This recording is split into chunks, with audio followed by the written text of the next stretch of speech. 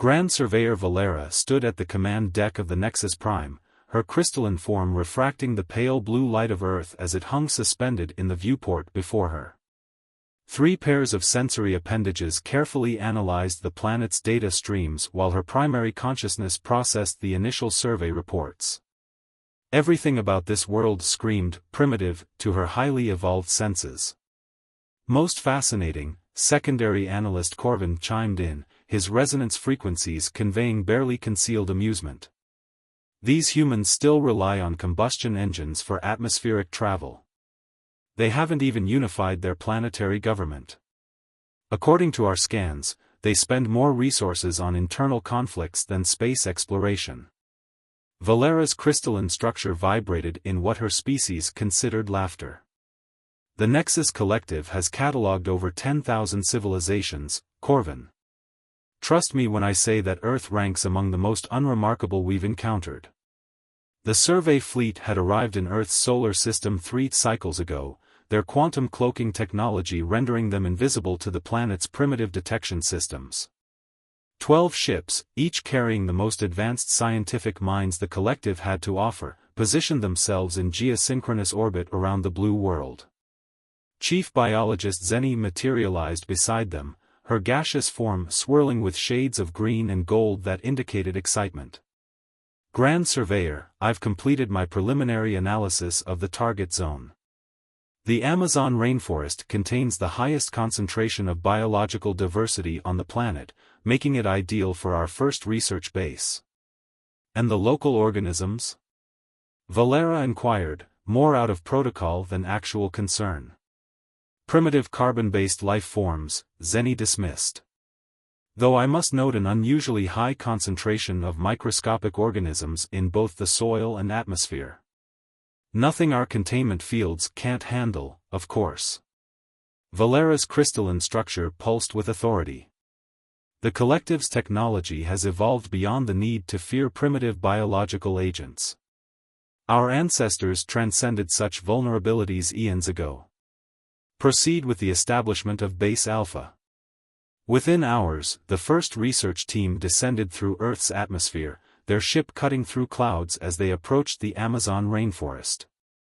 The team consisted of 5 specialists, Zenny, who insisted on leading the ground operation herself, Corvin, whose analytical skills were unmatched, Technical Officer Lyra, whose mechanical body housed the most advanced AI in the collective, Security Chief Drax, a being of pure energy who could generate defensive fields at will, and Junior Researcher Talon, whose organic form was considered practically primitive by collective standards. Their ship, the Nexus Scout, touched down in a small clearing, its anti-gravity engines barely disturbing the surrounding vegetation. As the team emerged, their various forms protected by personal containment fields, they began setting up their research equipment with practiced efficiency. Initial atmospheric analysis complete, Lyra announced, her mechanical form processing data at quantum speeds. Oxygen-nitrogen mix, high humidity, significant levels of organic particulates. Nothing our systems can't handle. Talon, ever eager to prove himself, began collecting soil samples. His organic sensory organs detected something unusual about the Earth beneath their feet. Chief Biologist Zenny, these readings are fascinating. The soil appears to be teeming with microscopic life forms, far more diverse than anything we've encountered before. Zenny's gaseous form swirled dismissively. Yes, primitive microorganisms. Probably just decomposers and simple symbiotic life forms. Nothing worth noting in the official report. But Talon couldn't shake the feeling that they were missing something important. His more primitive biology, closer to organic life than his evolved colleagues, sensed something in the air, in the soil, in the very essence of this world that set his instincts on edge. Should we perhaps run a more detailed analysis of these microorganisms? Your organic heritage makes you unnecessarily cautious, Junior Researcher, Corvin chimed in condescendingly. The collective's technology is impervious to such primitive life forms. Focus on cataloging the larger specimens. As the team set up their base, none of them noticed the invisible battle already beginning. Microscopic organisms, evolved over billions of years in one of Earth's most competitive ecosystems, were already probing their defenses. Bacteria that could consume metal, fungi that could break down complex polymers, and ancient viruses that had been surviving and adapting since before multicellular life existed, all began their slow but relentless assault on the alien supposedly impenetrable technology. Above them, Grand Surveyor Valera made her final log entry of the day: Earth Survey, Day 1, primary research base established in target zone designated Amazon. Local biological agents classified as primitive and non-threatening. The collective's first successful colonization of this sector will begin as planned. She couldn't have known that at that very moment, countless generations of Earth's smallest inhabitants were already reproducing, evolving, and adapting to the new visitors. The planet's invisible defense system had activated, and the countdown to the collective's greatest humbling had begun. By the fourth day of the Earth survey mission, junior researcher Talon noticed something odd about his sampling equipment. The quantum-etched collection vials, designed to last for millennia, showed microscopic signs of degradation. Under normal circumstances, he would have reported this immediately, but after days of having his concerns dismissed as organic oversensitivity, he decided to investigate first. Curious, he muttered, adjusting his molecular microscope. The vial's surface, once perfectly smooth at the atomic level, now showed patterns of minute pitting. More intriguing still were the readings suggesting active biological processes within these imperfections. Across the research base, other subtle changes were occurring. Technical Officer Lyra's mechanical sensors registered increasing latency in their ground-to-orbit communications, though diagnostic scans revealed no obvious cause. The quantum crystalline panels powering their base had developed a slight cloudiness, barely noticeable but unprecedented in collective technology. Chief Biologist Zenny, still maintaining her dismissive attitude, floated through the base in her gaseous form, unaware that her own containment field was slowly being compromised. The microscopic warriors of Earth had identified the energy frequencies maintaining her gaseous state and were already evolving ways to interfere with them. Status report, Security Chief Drax demanded during the evening briefing, his energy form crackling with barely contained irritation. Why are our systems operating at 97% efficiency instead of the standard 100? Secondary Analyst Corvin's crystalline form vibrated uncertainty. Minor fluctuations within acceptable parameters. Though he hesitated, we are detecting unusual organic activity in areas where our equipment contacts local matter. The indigenous microorganisms appear to be learning, Talon ventured, immediately regretting speaking as all attention turned to him. I've observed them adapting to our presence, modifying their behavior in response to our technology. Impossible, Zenny dismissed, her gaseous form swirling with shades of derision. These are primitive single-celled organisms. They cannot learn or adapt at any meaningful rate. But even as she spoke, billions of microscopic battles were being waged across every surface of their base. Bacteria that had never encountered alien materials before were already passing successful degradation strategies to their 1000th generation. Fungi were developing new enzymes specifically designed to break down the collective's supposedly indestructible polymers. Viruses, the planet's most efficient genetic engineers, were rapidly evolving ways to interface with even non-organic technology. In orbit, Grand Surveyor Valera received increasingly concerning reports from other survey sites across the planet. A research team in the Sahara reported their equipment developing mysterious organic growths.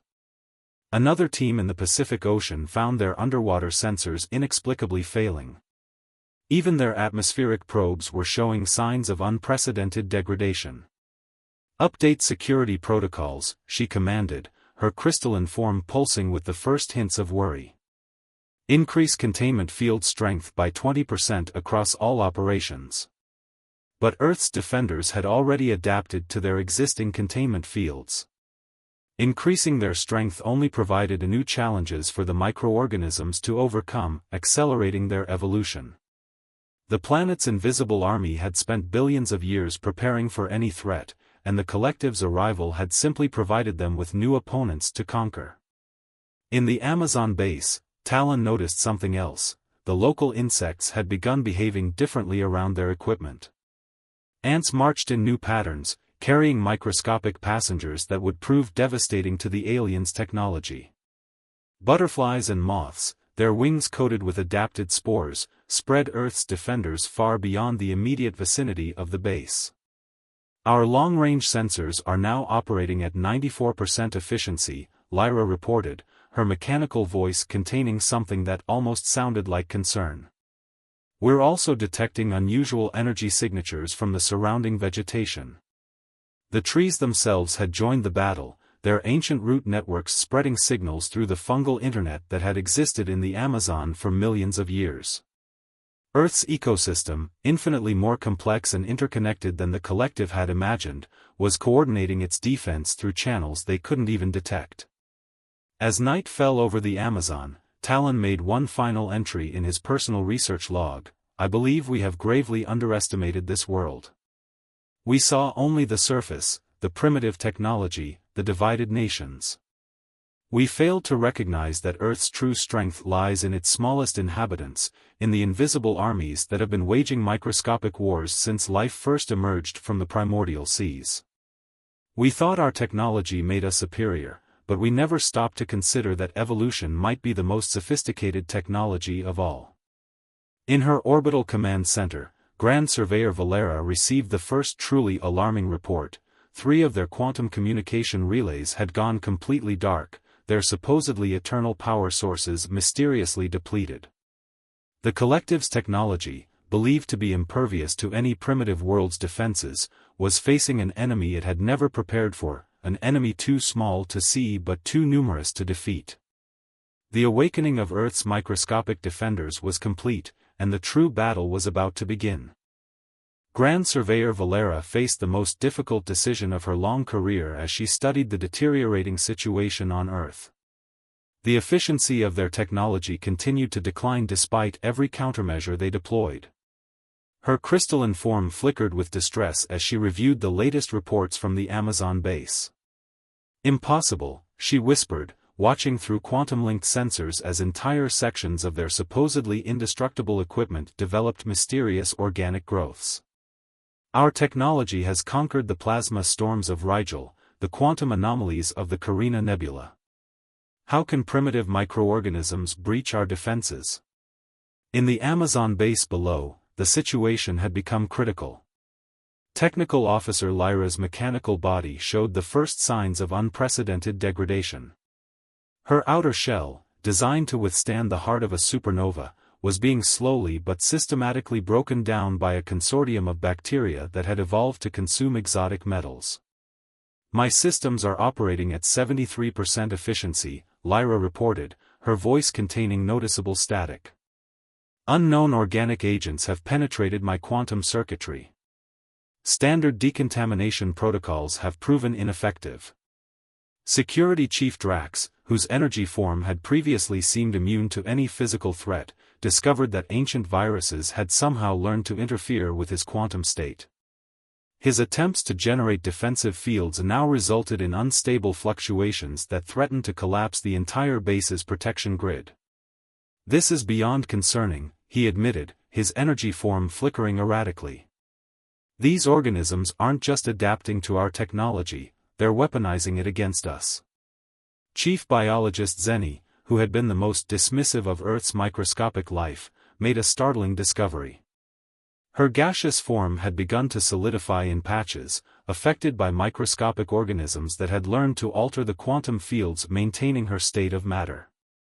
Her previous arrogance dissolved as quickly as her containment field. "The complexity, it's extraordinary," she admitted, watching through high-powered quantum microscopes as billions of microorganisms coordinated their attacks with an intelligence she'd thought impossible. "They're not just individual species acting alone. They're working together, sharing genetic information, evolving in response to every defense we deploy." Secondary analyst Corvin's crystalline form had developed concerning fracture patterns where indigenous fungi had somehow altered his molecular structure. His attempts to analyze the situation were compromised by the fact that the same microorganisms were now affecting their quantum computers, introducing subtle errors into their calculations. Our models fail to account for the sheer adaptability of Earth's biosphere, he reported, his usual confidence shattered like his deteriorating form. These organisms don't just evolve, they share their adaptations across species, across kingdoms. It's a planetary defense system more sophisticated than anything we've encountered. Only junior researcher Talon, with his more primitive organic form, seemed to truly understand what was happening. His natural biology, closer to Earth's life forms than his evolved colleagues, gave him insights they had overlooked. We thought our advancement beyond organic life made us superior, he explained during an emergency briefing. But in doing so, we lost our understanding of life's fundamental power, its ability to adapt, to evolve, to overcome any obstacle through countless generations of trial and error. In orbit, the situation grew worse. The quantum communication network that connected their survey fleet showed increasing signs of corruption. Mysterious organic compounds appeared in supposedly sealed systems. Ships reported power fluctuations as microscopic Earth life forms learned to feed on their energy sources. Grand Surveyor Valera, her pride preventing her from admitting defeat, insisted on continuing the mission. "We are the Nexus Collective," she declared to her increasingly worried crew. "We have mastered forces that can reshape galaxies. We will not be defeated by primitive microscopic life." But Earth's defenders had spent billions of years preparing for threats exactly like this. Every attempt by the collective to strengthen their defenses only provided new challenges for the microorganisms to overcome, accelerating their evolution. The planet's invisible army had turned the aliens' greatest strength, their advanced technology, into their greatest vulnerability. As the sun set on their seventh day on Earth, the Amazon base's power grid failed completely. Backup systems, corrupted by newly evolved bacteria, provided only intermittent energy. The supposedly eternal quantum batteries that powered their equipment had been drained by organisms that had learned to feed on exotic particles. "We need to consider evacuation," Talon urged, watching as even their emergency beacon developed a mysterious organic film. "This planet's biological defense systems are far more advanced than our technology, not in complexity, but in adaptability." But the collective's pride ran deep. Instead of retreating, they decided to escalate their efforts, preparing to deploy even more advanced technology against Earth's microscopic defenders.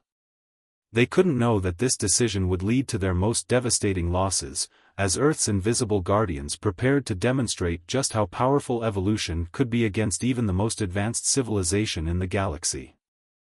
The Nexus Collective's response to their failing technology was to deploy their most advanced weapons, self-replicating nanobots designed to eliminate hostile organisms. As the microscopic machines descended from orbit in clouds of gleaming silver, Grand Surveyor Valera finally felt confident they would regain control.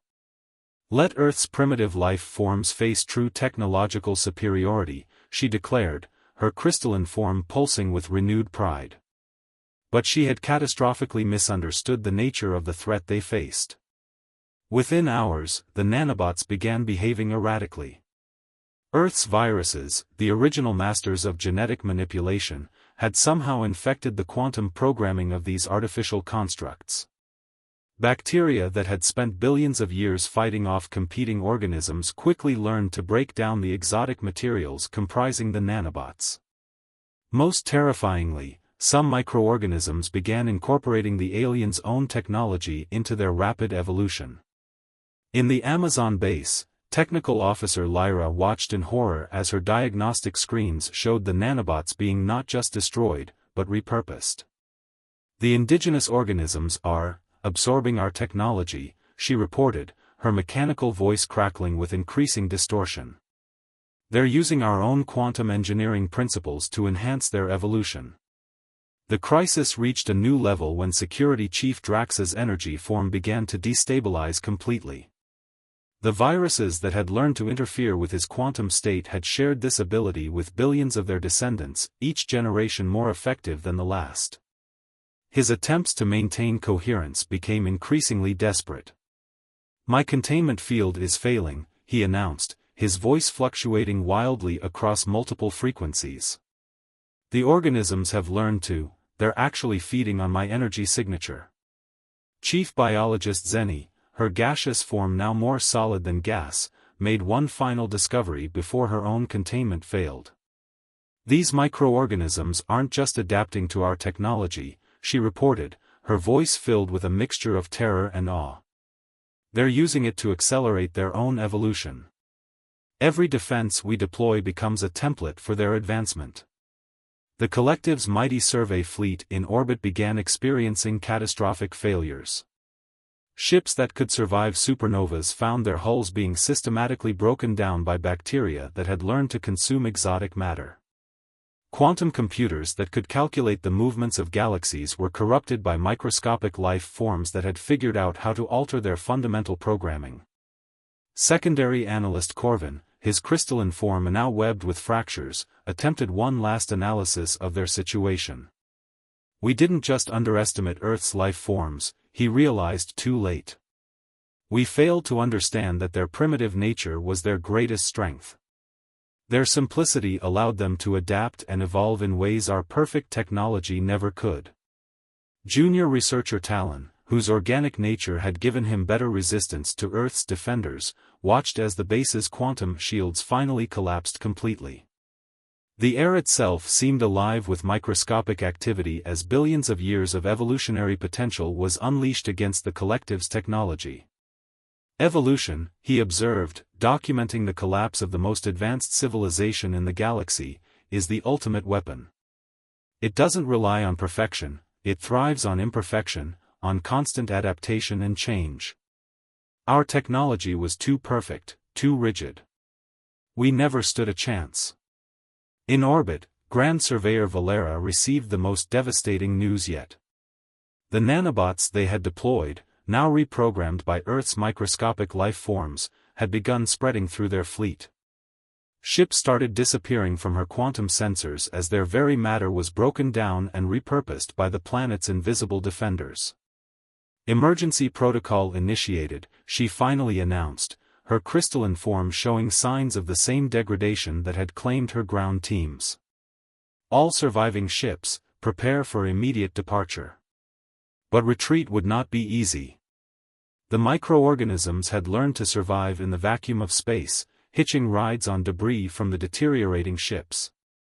They had evolved to transmit themselves through quantum communication beams, infecting ships that had never even approached Earth's atmosphere. The collective's mighty technology, developed over millions of years, was being dismantled in days by life forms they had dismissed as primitive. Their perfect machines proved defenseless against the imperfect but endlessly adaptable force of evolution. As the surviving ships prepared for emergency quantum jumps, Talon made his final log entry: "We came to Earth believing our technological evolution made us superior. Instead, we learned that true advancement isn't about achieving perfection, it's about maintaining the ability to change, to adapt, to overcome. Earth's invisible guardians taught us that lesson at a terrible cost." The planet's microscopic defenders had not just defeated the alien invasion, they had incorporated the invaders' own technology into their evolution, becoming even stronger.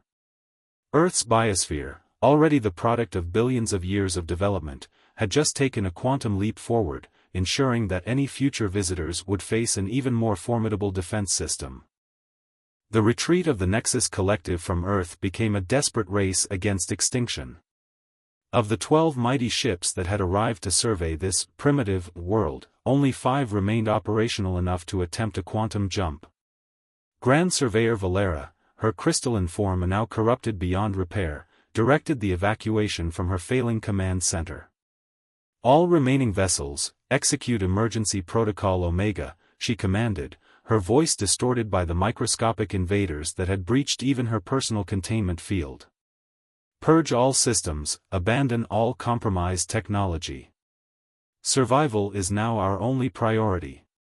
But Earth's defenders had evolved far beyond their expectations. The bacteria that had learned to consume exotic matter had spread throughout their ship's quantum cores. Fungi that could now manipulate energy fields interfered with their drive systems.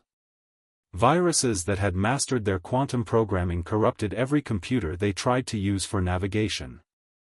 In the Amazon base, junior researcher Talon led the desperate evacuation of the ground team. Technical officer Lyra's mechanical body had almost completely broken down, her consciousness barely maintained in a portable quantum matrix. Security Chief Drax's energy form flickered like a dying star, barely coherent enough to move. The indigenous life forms have achieved something unprecedented, Talon reported as they fought their way to their emergency shuttle. They're not just destroying our technology, they're evolving to replace it. Every system they break down becomes a template for their own advancement. Chief Biologist Zenny, now more solid than gas, made her final observation before her form collapsed completely. We thought we had transcended evolution by achieving technological perfection. Instead, we made ourselves vulnerable to life's greatest power, its ability to learn, adapt, and overcome. Secondary Analyst Corvin, his crystalline form now so fractured it barely held together, managed one last transmission to the fleet. Earth is not a primitive world. It is a living fortress, defended by warriors too small to see but too numerous and adaptable to defeat. Our technology made us strong, but their evolution made them unstoppable. In orbit, the situation grew increasingly desperate. The quantum communications network that connected their fleet had become a liability, spreading Earth's microscopic defenders from ship to ship. Vessels that tried to jump to safety found their quantum drives infected, their carefully calculated jumps disrupted by organisms that had learned to manipulate spacetime itself. "We must warn the collective," Valera declared, watching her mighty fleet crumble before an enemy she had dismissed as insignificant. Earth must be classified as a Class X restricted world. No technological civilization can safely approach this planet. But even this retreat would come with a price. The microorganisms that had evolved to consume their technology had become something entirely new, a hybrid of Earth's biological adaptability and the collective's quantum engineering. These new life forms spread through their ships like living fire, breaking down and rebuilding matter at the quantum level. Talon, watching from the emergency shuttle as the Amazon base dissolved into a swarm of hybrid organisms, understood what they had unleashed. "We came here believing we could judge this world's advancement by its visible technology," he transmitted to the surviving ships. "We failed to understand that Earth had spent billions of years developing something far more sophisticated, an ecosystem that could adapt to any threat, that could turn any invader's strength into its own weapon." As the surviving ships finally managed to break free from Earth's gravity, their systems corrupted beyond repair, their crews forever changed by the encounter, they carried with them a harsh lesson about the nature of true advancement. The collective had achieved technological perfection, but in doing so, they had lost the one thing that Earth's life forms had mastered, the ability to change, to grow, to evolve.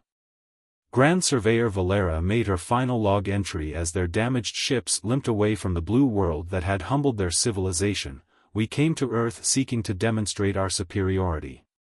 Instead, we learned that true power lies not in achieving perfection, but in maintaining the ability to adapt.